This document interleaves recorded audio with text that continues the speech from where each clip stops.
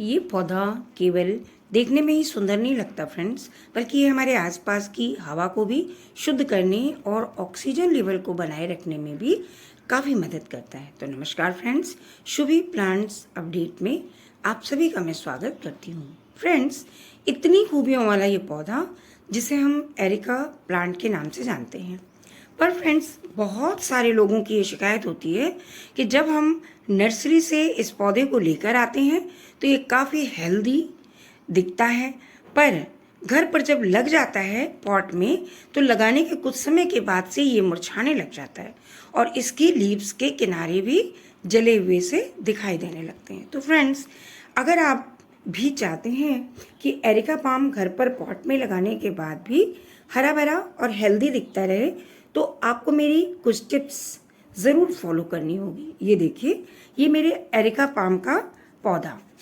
जिसे मैं करीब साल भर के पहले ही लेकर आई थी। दोनों ही प्लांट्स मैंने शायद लास्ट अगस्त में और जुलाई में खरीदा था, 1 महीने के अंतराल पे। आज भी देखिए ये काफ़ी हेल्दी और हरा भरा दिख रहा है। यही नहीं फ्रेंड्स, आप ये भी देखिए कि नई नई ब्रांचेस भी बराबर से इसमें निकलती जा रही हैं। तो फ्रेंड्स, एरिका पाम एक ऐसा पौधा जो देखने में झाड़ की जैसा नहीं लगता, बल्कि वास्तव में वो काफ़ी हेल्दी और काफ़ी खूबसूरत दिखने वाला एक पौधा है। इसमें हम कुछ टिप्स को फॉलो करें तो हमेशा हमारा पौधा हरा भरा रहेगा। पहली टिप तो यही है फ्रेंड्स कि बराबर इसमें हमें स्प्रे करते रहना चाहिए। वाटर का स्प्रे, प्लेन वाटर, सादा पानी, इसका स्प्रे हमेशा करते रहना चाहिए। इससे पत्तियां काफ़ी स्वस्थ रहती हैं और साफ़ सुथरी रहती हैं। तो इसलिए हमें अपने एरिका पाम के पौधे में हमेशा, और एरिका पाम ही नहीं फ्रेंड्स, हम अपने जितने भी इंडोर प्लांट्स हैं उन सभी प्लांट्स पे चमकदार और उसको खूबसूरत दिखाने के लिए हमेशा हमें अपनी पत्तियों पर पानी का स्प्रे करता रहना चाहिए। तो पहली टिप है ये फ्रेंड्स कि हफ्ते में 1 या 2 बार इसमें पानी देना ही काफ़ी है, भले ही गर्मी ज़्यादा ही क्यों ना हो। अगर बहुत ज़्यादा गर्मी पड़ती है, जैसे कि मई लास्ट और जून के स्टार्टिंग का समय था, तो हम 2 दिन में 1 बार पानी अच्छे से इसे दे सकते हैं। लेकिन अब चूंकि अब जून खत्म होने को है और जुलाई शुरू होने को है, चारों तरफ सबके यहाँ बारिश शुरू हो चुकी है, ऐसे स्थिति में पानी सोच समझकर ही देना उचित है। क्योंकि जब भी हम इसमें पानी देते हैं तो पहले हमें इसकी मिट्टी को, यानी इसके प्लांट की मिट्टी को, इसके पॉट की मिट्टी को हमें छूकर चेक करना पड़ेगा। अगर ये मिट्टी काफ़ी सूखी लगे तभी हमें इसमें पानी देना ज़रूरी है। और एक बात फ्रेंड्स कि एरिका पाम का एक ऐसा पौधा है, ये देखिए, कि जिसे पानी बहुत ज़्यादा नहीं चाहिए, लेकिन इसकी मिट्टी में नमी हमेशा बनी रहनी चाहिए, क्योंकि इसे नमी बहुत पसंद है, लेकिन ओवर वाटरिंग बिल्कुल पसंद नहीं है। और देखिए मेरे गमले की मिट्टी को कितनी नमी वाली मिट्टी बनी हुई है, जबकि मैंने इसे 2 दिन पहले ही पानी दिया था। अब आती है दूसरी टिप के बारे में कि हमें अपने एरिका पाम के पौधे का ड्रेनेज सिस्टम बहुत ही अच्छा रखना होगा, जिससे गमले में पानी रुकने की प्रॉब्लम बिल्कुल ना हो।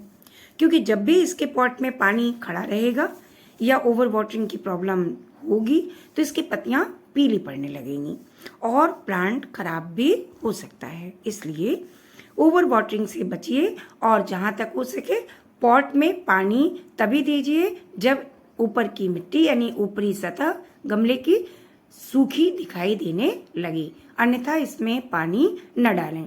और जब इसकी ऊपरी सतह सूखी दिखने लगे तभी आप इसमें अच्छे से इसमें पानी डाल दें। रोज रोज देने से ज़्यादा अच्छा है कि पानी जब सूखे तभी आप इसके पॉट में पानी डालें। तीसरी टिप है फ्रेंड्स, जिसके बारे में हम सभी गार्डनर को, अगर हम जानकारी ना रखें कि केवल एरिका पाम लगा लेने से ही घर की खूबसूरती नहीं हो जाती, इसके साथ हमें केयरफुल भी रहना पड़ता है।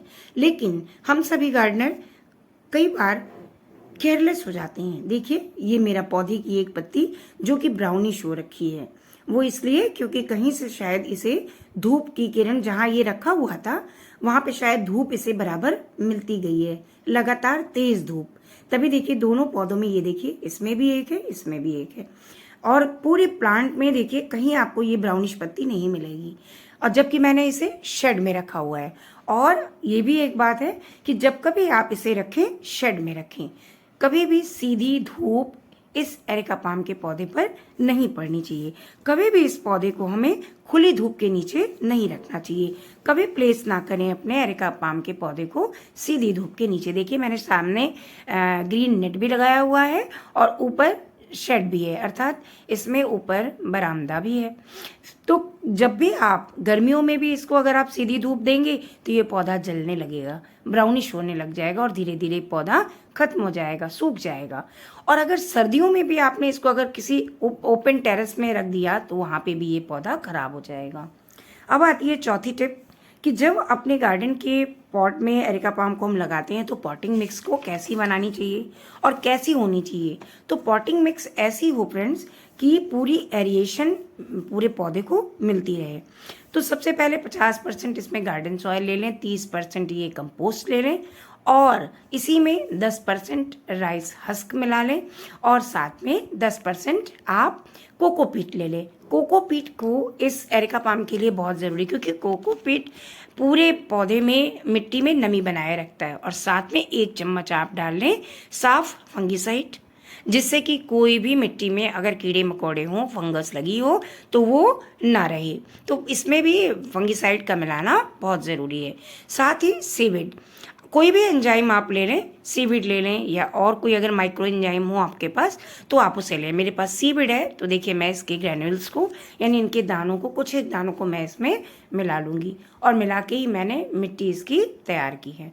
तो इसकी पॉटिंग मिक्स बहुत लाइट और फुली, ये देखिए जब आप इसमें सीविड मिलाते हैं ना तो इसमें पौधे को हरा भरा रखने की बेहद अच्छी एनर्जी होती है। तो इसलिए ये न्यूट्रिशन देंगे आप तो पौधा हेल्दी और हरा भरा बना रहेगा।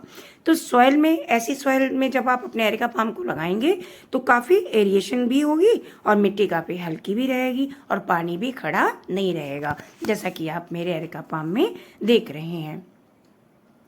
अब आती है बारी 5वीं टिप की, वो ये कि प्लांट को पॉट में लगाने के बाद जब आप पानी डालेंगे तो क्या करेंगे, केवल सादा पानी हमें नहीं डालना है, बल्कि उसमें 1 चम्मच एप्सम सॉल्ट, यानी मैग्नीशियम सल्फेट जिसे हम कहते हैं MgSO4, उसे 1 लीटर पानी में 1 चम्मच लेकर अच्छे से घोल लें। और घोलने के बाद तब आप अपनी बॉटल से, स्प्रे बॉटल से अपने पूरे पौधे में, पहले तो पूरी लीव्स में उसका छिड़काव करें। और अब आती है बात, ये है, देखिए इसे पहचानें, ये है दालचीनी का टुकड़ा। एरिका पाम के लिए दालचीनी बिल्कुल रामबाण होती है, तो मैंने इसे पीस लिया है।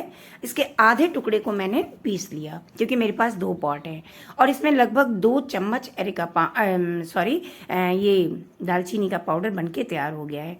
अब ये दालचीनी का पाउडर, जिसमें बहुत सारी चीज़ें, यानी सबसे बड़ी बात, मिट्टी के pH लेवल को कंट्रोल करती है ये दालचीनी का पाउडर, और जिससे प्लांट काफ़ी हेल्दी रहता है। और साथ ही इसके पौधे के जड़ों में या उसकी ऊपरी सतह में या पौधे में चींटी लगने नहीं देता। चींटियों की समस्या इसको डालने से नहीं होगी, और ये एक नेचुरल फंगिसाइड का काम भी करता है। तो दालचीनी में मैग्नीशियम, आयरन, कैल्शियम, बहुत सारे न्यूट्रिशंस होते हैं। हर महीने आप इसे एक बार 1 चम्मच अपने एरिका पाम के पौधे की मिट्टी में ज़रूर दें, और साथ ही इसको घोल दें। सबसे अच्छा रहेगा उसमें घोल दें, और उसके बाद ये देखिए है चाय की पत्ती। इसके अलावा चाय की पत्ती, जिसमें न्यूट्रिशंस बहुत होते हैं, पोटेशियम बहुत अच्छा पाया जाता है चाय की पत्ती में। ये मेरी यूज्ड की हुई चाय की पत्ती है। तो इसे आप अच्छे से धो लें और उसके बाद सुखा लें। उसके बाद एरिका पाम के जिस पॉट में लगा है उस पॉट में मिट्टी को हटाकर आप इस चाय की पत्ती को हर महीने 1 चम्मच, ये इसकी रूटीन बना लें। हर महीने आप ये कम से कम 1 से 1.5 चम्मच आप इस चाय की पत्ती को अपने एरिका पाम की मिट्टी में दे दें, यानी कि जिस पॉट में लगा है उस पॉट में आप इसे दे दें। इससे क्या होगा, इससे पत्तियां जो भी निकलेंगी काफ़ी चमकदार और बहुत सारी निकलेंगी। तो इसको इसीलिए हर महीने एक बार 1 चम्मच एक पॉट में डालना ज़रूरी है। और साथ में ये जो हमने दालचीनी का पाउडर बताया है, इसे भी आप हर महीने आप 1 चम्मच बहुत है, 1 चम्मच दालचीनी के पाउडर को पानी में घोल लें। और अगर पानी में नहीं घोलेंगे तो फिर ये, चूँकि इस समय बारिश का मौसम है, हर पत्ती पे अगर नहीं इसकी स्प्रे होगी तो उससे क्या होगा कि जब चींटियाँ लग जाती तो सबसे पहले पत्तियों को ख़राब करती है। तो 1 लीटर से थोड़ा कम ही पानी मैंने लिया है और उसमें मैंने 1 से 1.5 चम्मच अच्छे से पीस करके देखिए घोल दिया। इसको अच्छे से घोल लीजिए जिससे पूरी दालचीनी का पाउडर इसमें मिक्स हो जाए। और अब इसको ऐसे ही नहीं हमें स्प्रे कर देना, स्प्रे बॉटल ख़राब हो जाएगी क्योंकि इसमें बहुत सारे छोटे छोटे पार्टिकल्स हैं। तो पहले इसे हम छान लेंगे। छान लेने से क्या होता है कि स्प्रे बॉटल ख़राब नहीं होती है, उसके जितने होल्स हैं वो ख़राब नहीं होते हैं। ये देखिए, और जो इसका डस्ट, ये जो मोटे मोटे पार्टिकल्स निकले हैं, इन्हें आप मिट्टी में दे दीजिएगा। इसके सीधे मिट्टी में आप इसे मिक्स कर सकते हैं और इसे बॉटल में भर दें। 1 बार 2 बार जब आप देखें कि एकदम साफ क्लियर एकदम हो गया है तो इसे आप बॉटल में भर के और पूरे पत्तों को नहला दें, बिल्कुल मेरी तरह। देखिए, पूरा एरिका पाम का पूरे पौधे की पूरी पत्तियों को आप अच्छे से नहला दें। इससे ये होगा कि पत्तियों में, पहली चीज़ ये है कि पत्तियों को बहुत सारे न्यूट्रिशंस मिलेंगे और साथ ही चींटी का खतरा दूर हो जाएगा। और जब हम इसके पार्टिकल को, इसकी जो मोटी मोटी, इसके जो दालचीनी के मोटे मोटे टुकड़े आ गए हैं, इन्हें हम जब सॉइल में दे देंगे तो सॉइल से इस मिट्टी से इसका चींटियों का खतरा दूर हो जाएगा। ये देखिए, अब इसको सीधे हम मिट्टी में मिला देंगे तो इस तरह से इसका खतरा दूर हो जाएगा। अब आती है बात कि दालचीनी के और चाय की पत्ती के अलावा हम क्या दे सकते हैं।